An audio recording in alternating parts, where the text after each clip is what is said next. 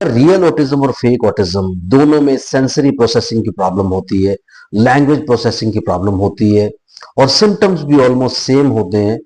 तो why virtual autism या fake autism is considered to be safe, यानी वो ज्यादा सेफ साइड पे है, उसमें चांसेस ज्यादा हैं, वो ज्यादा अच्छा है देन क्लासिकल ऑटिज्म।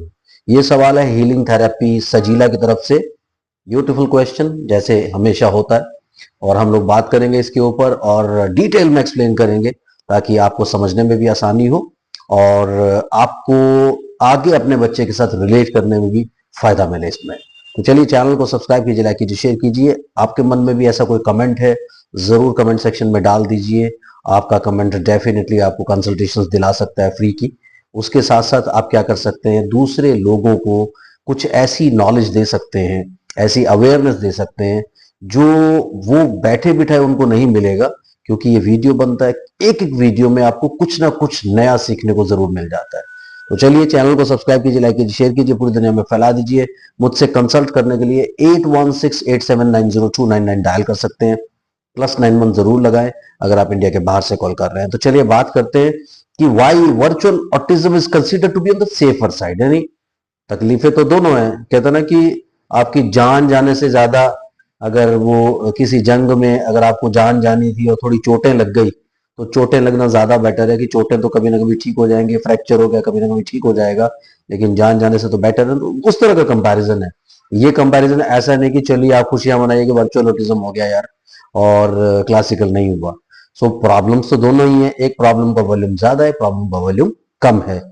बात करते हैं। सो बेसिकली क्लासिकल ऑटिज्म में क्या होता है, क्लासिकल ऑटिज्म में शुरू से ही कोई प्रोसेसिंग नहीं होता और बच्चा कहीं भी एनवायरनमेंट से कनेक्ट नहीं करता, कोई मेमोरीज फॉर्म नहीं करता, sensory disintegration right from the birth होता है, child is not interested at all.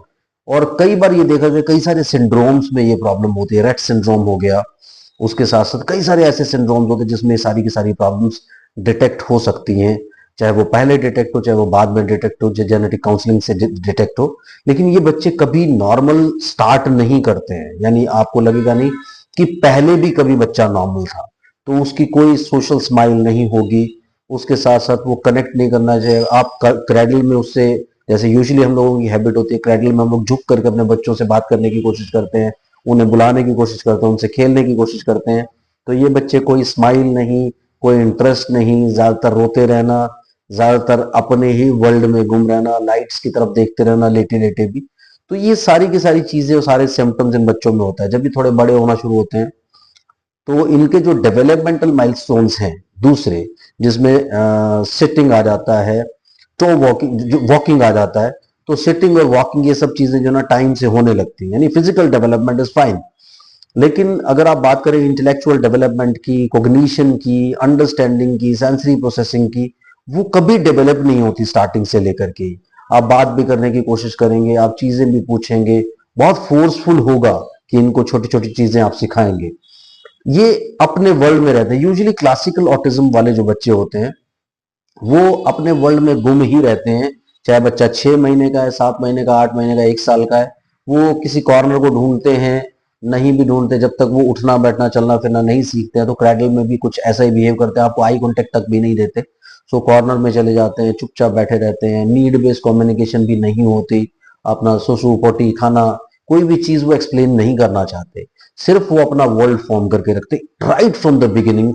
अगर आप हिस्ट्री में लेके, हिस्ट्री में सबसे पहला पॉइंट आपको बस यही पूछना है कि क्या आपका बच्चा 6 महीने, साल, 1.5 साल तक नॉर्मल था कि नहीं था।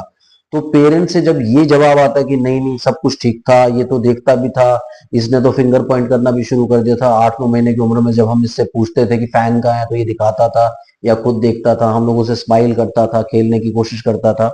तो ये सारे सिम्टम्स आपको देखने को मिलेंगे। अगर ये सारे सिम्टम्स आपको देखने को मिलते हैं तो बच्चा आपका वर्चुअल ऑटिज्म की तरफ गया है या रिग्रेसिव ऑटिज्म, उसको रिग्रेशन हुआ है। लेकिन जो बच्चा स्टार्टिंग से ये सब चीजें नहीं करता था, हिस्ट्री में आपको ये सुनने को मिलेगा कि ये बच्चे कुछ भी नहीं करते थे ऐसा, यानी उन्होंने कभी रिलेट नहीं किया अपने पेरेंट्स से, शुरू से रिकग्नाइज नहीं करते, अपना नेम रिकग्नाइज नहीं करते। बहुत कोशिश करके धीरे धीरे इन बच्चों को आप थोड़ा सा कहते हैं सोशली इंडिपेंडेंट बना सकते हैं कि अपनी नीड्स, जो अपनी नीड्स हैं, जैसे खाना खाना, और फ्रेश होना, ये सब चीजें आप इनको सिखा सकते हैं, लेकिन बहुत ज्यादा सोशलाइजेशन और दूसरी चीजें आप एक्सपेक्ट नहीं कर सकते। इन्हें आप लेवल 3 ऑफ ऑटिज्म में भी डाल सकते हैं। उसके साथ जब वर्चुअल ऑटिज्म की बात करें तो इनका प्रॉब्लम भी हो जाएगा ना, ये रिग्रेस भी कर लेंगे, लेकिन अपनी नीड्स को लेकर के बड़े कॉन्शियस होंगे। यानी इनमें नीड बेस्ड कम्युनिकेशन कभी भी खत्म नहीं होती, चाहे ये रिग्रेस भी कर गए हो, लेकिन अपनी जरूरतों के लिए जरूर ये दिखाएंगे। दूसरे, इनमें क्या होता है, क्योंकि इमेजिनेशन के पीछे भागते रहते हैं, तो यूजुअली इंटरनल या एक्सटर्नल हाइपर एक्टिविटी की प्रॉब्लम जरूर होती है, जो कि क्लासिकल ऑटिज्म के बच्चों में नहीं हो सकती। वो गुमसुम रहेंगे, एक साइड में बैठेंगे, खाना पीना किसी चीज के बारे में एक्सप्लेन नहीं करेंगे। बट इनको कोई चीज दिखेगी जो इनके इंटरेस्ट की है, जो वर्चुअल ऑटिज्म वाले बच्चे, वो फटाफट से उसकी तरफ भागने की कोशिश करेंगे, लेट जाएंगे, गुस्सा होंगे, चीखेंगे, चिल्लाएंगे कि इनको चीज चाहिए। और एक बड़ा सिम्टम ये होता है कि आपको हैंड लीडिंग करके चीजों की तरफ लेकर के जरूर जाएंगे, लेकिन कभी भी उस चीज को बोलना नहीं चाहेंगे, आप जितना भी जोर लगाते रहे। ये क्या करेंगे, सिर्फ करके इशारा करेंगे या रोना शुरू कर देंगे, चीखना शुरू कर देंगे कि हमें ये चीज मिलनी चाहिए। यानी बहुत ज्यादा हाइपर एक्टिविटी इनके अंदर होती है, टेंट्रम्स बहुत ज्यादा हो सकते हैं, जो कि क्लासिकल ऑटिज्म के बच्चों में नहीं होते। और वो क्या करते हैं, वो सिर्फ और सिर्फ अपने स्पेस में रहना चाहते हैं, उन्हें डिस्टर्ब ना किया जाए। उन्हें खाना भी आप जाकर के पूछेंगे, देंगे, तब वो खाना खाएंगे, अदरवाइज वो खाना मांगने भी आपकी तरफ नहीं आएंगे। सो आप टाइमिंग फिक्स करेंगे, यार इस टाइम इसको खाना खिलाना है, इस टाइम इसको सुसु के लिए लेके जाना है, इस टाइम इसको पूपू के लिए लेके जाना है, ये सारे के सारे काम इसके करने हैं। तो ये सारे के सारे डिफरेंसेस होते हैं।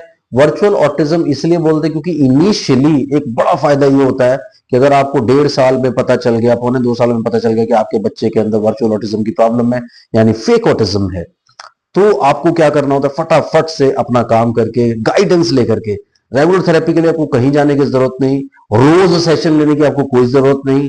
आपको वीकली बेसिस पे कोई मेंटोर मिल जाए जो आपको गाइड कर दे, यानी कोच मिल जाए जो आपको गाइड कर दे कि क्या क्या चीजें इसको रिलेट करने में लगानी है। क्योंकि कोई न्यूरोमस्कुलर प्रॉब्लम उसको नहीं है कि आपको इतना सब कुछ कराना पड़े, आप ये कर रहे हैं वो कर रहे हैं। मैं कई सारी एक्टिविटीज देखता हूँ, नाम नहीं लूंगा क्योंकि कई सारे लोग अफेंड हो जाते हैं जब आप इस तरह की बातें कहते हैं। तो वो सारी एक्टिविटीज की जरूरत नहीं है, क्योंकि आपके बच्चे को कोई सेरेब्रल पैल्सी नहीं है, कोई सीजर डिसऑर्डर नहीं है, कोई न्यूरोमस्कुलर प्रॉब्लम नहीं है, तो क्यों कर रहे हैं।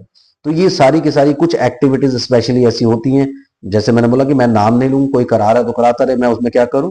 लेकिन आप लोग अपना इंसाइट यूज कीजिए कि आपके बच्चे को इस वक्त जब आप डायग्नोज करते हैं कि कोई मेडिकल इशू नहीं है, कोई साइकोलॉजिकल इशू नहीं है, it is a pure psycho behavioural problem, यानी उस वक्त इस साइको बिहेवियरल प्रॉब्लम को आप इजीली हैंडल कर सकते हैं।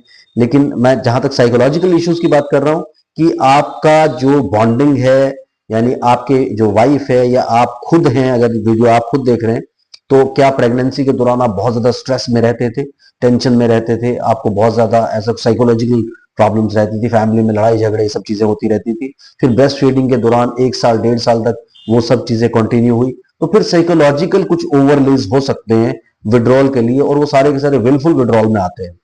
तो जब विलफुल विड्रॉल होती है या वर्चुअल ऑटिज्म होता है, तो आप ये मान के चले कि आपके पास बहुत बेटर स्पेस होता है, क्योंकि आपको सिर्फ अपने बच्चे को वापस ऑर्गेनाइज करना, वापस कनेक्ट करना है।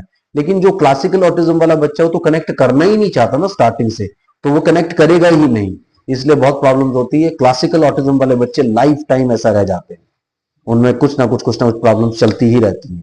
लेकिन वर्चुअल ऑटिज्म वाले बच्चे अगर टाइमली आप उनको हैंडल करें, उनकी प्रॉब्लम्स को देखना शुरू करें, तो आप बहुत जल्दी उनको ठीक कर सकते हैं, नॉर्मल कर सकते हैं। Thank you very much, keep commenting, bye bye.